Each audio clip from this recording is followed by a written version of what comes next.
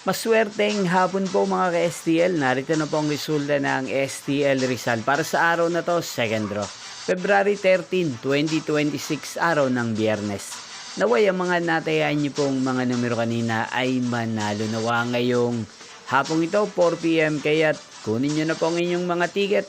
Narito na po ang resulta. Ang mga numerong nanalo sa STL Rizal ngayong hapong ito, February 13, 2026, 4 PM, second draw. Result 2 at 29 in exact order. Again, 2 at 29. At ngayong hapong ito sa STL Rizal, atin pong i-shoutout si Kuya Dennis ng Rizal na araw-araw pong nanonood sa channel na to.